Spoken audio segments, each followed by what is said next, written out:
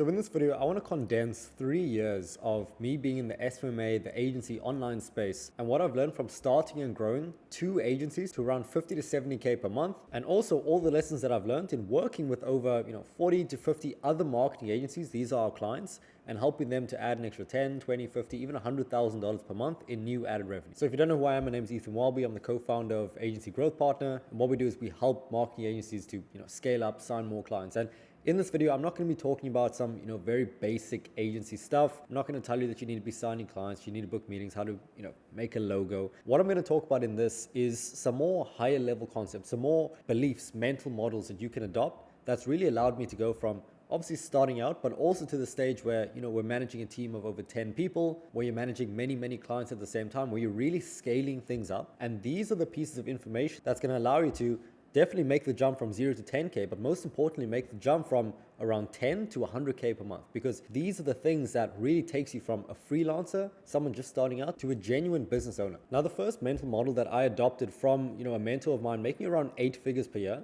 is the idea of proof of concept. So I first learned this lesson when I was working with a mentor of mine. He was making around 8 figures per year, and I was showing him my stats for a LinkedIn outbound campaign. So I was on a coaching call with him, and I was asking, I said, look, I have these stats right now.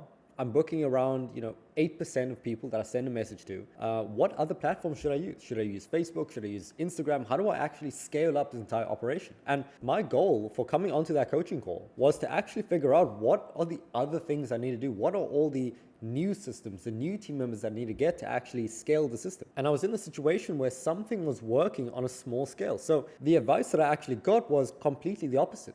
He asked me, okay, so you're booking around 8% of every 100 people you reach out to. In that case, you just need to do more, because it becomes the case that if I can send 100 messages a day and book 8 meetings, what if I send 200 messages a day, or 300 or 500? So what he told me was that the goal shouldn't be to come up with a new thing once you find something that works. The goal is to do as much of what you can, to max out that system to the highest possible degree, and then only consider doing something else. So this applies obviously on the outreach level. So if you have, let's say, a script that's working, you keep using it to book more meetings. But also on every other level, every single part of the business, you have these situations where you can find proof of concept. And proof of concept simply means that you're finding something that works. Like, that is literally it. So let's say you have a sales process where you convert, let's say, 20% of prospect. You have a script, you have a pitch, you have a way to handle objections. If it's working, you don't need to change anything, right? And if it's working, it means that you have the ability to get someone else into the system to just do what's already working. So this applies with sales, it applies with ways to manage clients, it applies to,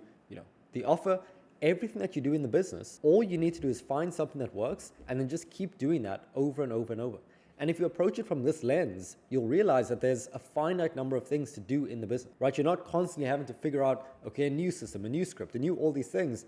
You just need to find it once and then just make sure it keeps running. The next lesson that I learned was that offer and product is king. So when I first left high school and I was starting my appointment setting agency, where I was helping marketing agencies to book more meetings, to sign more clients, and I was doing this all on a done for you basis, meaning I did all the work for them. And when I was doing this, I was trying to sign my first few clients. And the thing was, I struggled to stand out from everyone else, right? I looked like everyone else. The messages looked like everyone else. And because of that, I just got no attention. So if you're in a situation right now where, let's say, you're working with e-com brands, you're working with local businesses, and you just struggle to book these meetings, it's probably because you look like everyone else. So what I ended up changing, right? Because I was just sending all these messages. I was literally working 4 hours per day, just sending pure messages, but I didn't get any response. So what I ended up changing was the offer, right? And specifically, I read Alex Hormozi's $100 million offers. I figured out how to actually position what I do, which is a very good service, position what I did in the best way possible. So what I did was, instead of saying, I'm a lead gen agency, I'm an appointment setting agency, I spoke on the offer,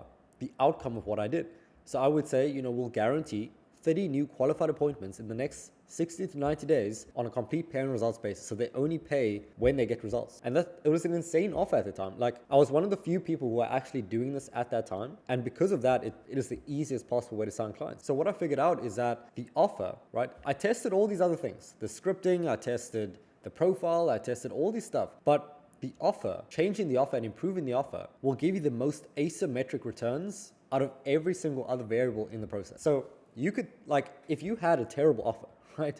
If no one wanted what you did, but you made the script a bit better, right? You I don't know, you improved your punctuation, all of that. Obviously, that's not going to get you any returns. So the offer, which actually determines your script and everything else, that is what's going to give you the best returns. So if you're not getting the results that you want, if you're sending messages and you're not getting replies, right? If you're getting on calls but people aren't buying, look at what your offer is and see if either, you're not offering something appealing enough to them, the outcome, or you're not reversing their risk as much as you can, right? So having things like guarantees, having things like working on a performance basis. So getting a better offer is the fastest way to 2, 3, or even 5x your returns in every single thing that you do in business. So the third point that I learned is that speed negates luck. Now, I first learned this when I was bringing on a sales rep. So we hired the rep when we first were at a situation where we were getting too many bookings per day. Like I literally didn't have enough space in my calendar. And what happened was we thought, okay, maybe it's a good time to get a rep. But the thing is, we were very unsure about it. We never did it before. It was our first time and we were just hesitant on doing it. So what we decided was, let's just get him on, do it quickly. And then by getting him on quickly, we're going to be able to learn the lessons that we would need to learn so much quicker. So we got him on. And the first thing was that, we had very little systems on the sales side. So what happened was he came in and the first question, he was like, okay, so where do I actually get the script? I was like, oh yeah, my script is, where is it? Oh, it's in my notes folder, like completely away from like the business centralized stuff. And then he was like, okay, what's the pitch? Like, what's the process? And I was like, okay, we don't actually have a standardized process. I would actually just, freestyle on the call. And what happened is he came in, and because he needed all these resources, because he had to get onboarded, there were all these things that came that were like, okay, we don't have a system for this. So by getting him on, it created an immediate indication of every single thing, every single area that we were lacking. And what I learned was the benefit by doing this quickly, by just getting him on, was that all these problems, we were going to have to solve it eventually, right? At any point when we hired the rep, we were going to have to solve this. But by doing it quicker, it shortcutted the speed at which we got to learn these lessons. So now, when we were hiring our second rep, we had all of this sorted out already. Like we had an entire doc with every single SOP needed to get a new rep onboarded. So by doing it quickly, by condensing the time at which you learn the lessons, the better you're going to be. And in the same way, if you're running outreach, right? I used to run outbound campaigns on email. And what happened was you have to do a lot of testing on email. You have to, try different scripts, try different leads, all these things. And what happens is let's say we're sending 100 per day, we're going to get less response, we're going to get less data than if we were sending 300 per day. And the thing is, if we were sending 300 per day, we're going to get all of these pieces of feedback, all of these positive replies, all of these indications of whether we're doing the right thing or not 3 times faster. So at any point in the business, if you can look at what you're doing and ask, can I do more? Can I do this quicker? Can I just get the next step sorted as soon as possible? You're going to make more progress than if you just wait for things to happen, or if you just choose to send at, let's say, a normal volume. Now, the fourth lesson is around system engineering. And the point that I had for this one over here, and this is something I learned from my friend Charlie Morgan, is that I was in a situation when I was starting that I was sending outreach every single day, trying to get my first few clients. And what it felt like was a job. And when I brought this up to him,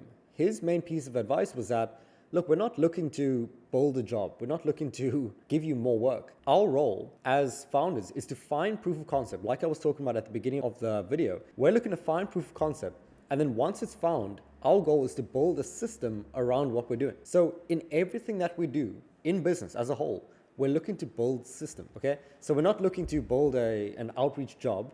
We're looking to build a system where you know exactly what message you're sending every day. You know exactly where to find the leads. You know exactly how to reply. You know exactly how to get them onto a call. And then it goes to sales. So we're not looking to freestyle or improvise on every sales call. We actually want to know exactly what we're asking, exactly what we're pitching, exactly how we handle the questions.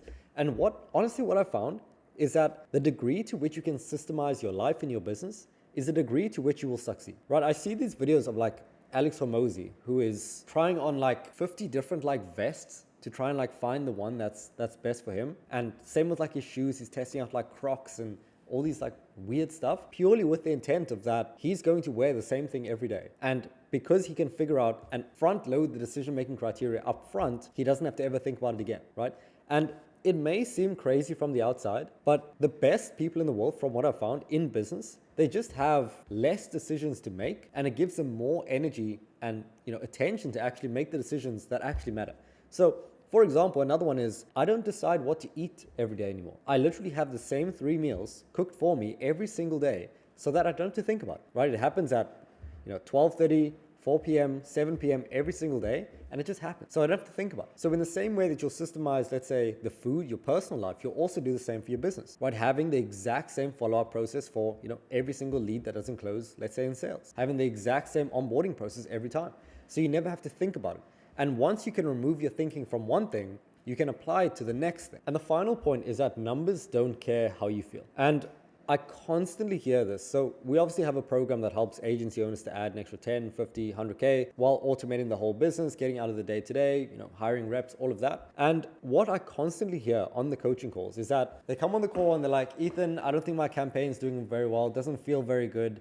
What should I change? Like, should I change my script? So then I'll say, firstly, I don't even know your stats. I don't even know the data. I don't even know anything. So the first thing that I always ask them is, okay, they'll tell me this whole, long story, 5 minutes. I tried this one. I was talking to my client. The only question that I ask is, okay, do you have your stats? And honestly, the way that it goes is most people just say no. I mean, our clients now, I tell them all the time. So now they always have their stats. And the way that it usually goes is that the ones who have the stats can see what's wrong, can see why it's wrong, and they never actually need to join the call because it's already working. So I'll ask someone who's, doing well, I'll ask them what their stats are, and they'll be like, okay, cool, I'm booking 2 meetings from every 10 voice notes I send. It's doing really well, right? And I'm like, that's great. For the other people, whenever I ask, what are your stats, and they don't have the stats, it's almost never working. And what usually happens as well is, in many cases, it actually is working. So usually let's say they have a day or two where they get a few negative responses or they don't get any responses at all. And then because of that, they judge the entire campaign. But if we actually got the numbers and we saw that, okay, for these last 2 days, they didn't get replies, but for these entire weeks before, they've been booking meetings. And let's say they send 100 messages, they book 8 meetings. That's, decent stats for the clients in the program now. Then they would be super happy with that. But in many cases, they just haven't tracked it, so they don't even know what their stats are. So whenever they come to me with a question about their campaigns, I ask them, what are your stats? And then from there, you can determine everything else. Because for example, if let's say you're getting tons and tons of positive replies, but from those replies you had 0 bookings, then the issue is how are you actually converting this reply into a booking? And then it's like, okay, we don't need to change the whole campaign. We just need to change that one isolated area. And if we can do that, then they'll be good. So 80% of the time, when they do end up getting the data, we realize that the issue is just, firstly, that they're not sending enough. So either they haven't sent enough messages to actually get enough data to actually make a decision. But secondly, they actually are already in KPI. They already are doing well enough to continue with the campaign. Because for example, if for every 100 messages you send, you book 2 meetings. It's like, okay, just send 100 per day. And it's like, okay, cool. You're booking 2 meetings a day, 10 meetings a week, 40 meetings per month. And then from there, you could be signing, 5 to 10 clients. So at all costs, we want our clients to be focusing on the numbers and never letting their emotions get into the picture when making a decision.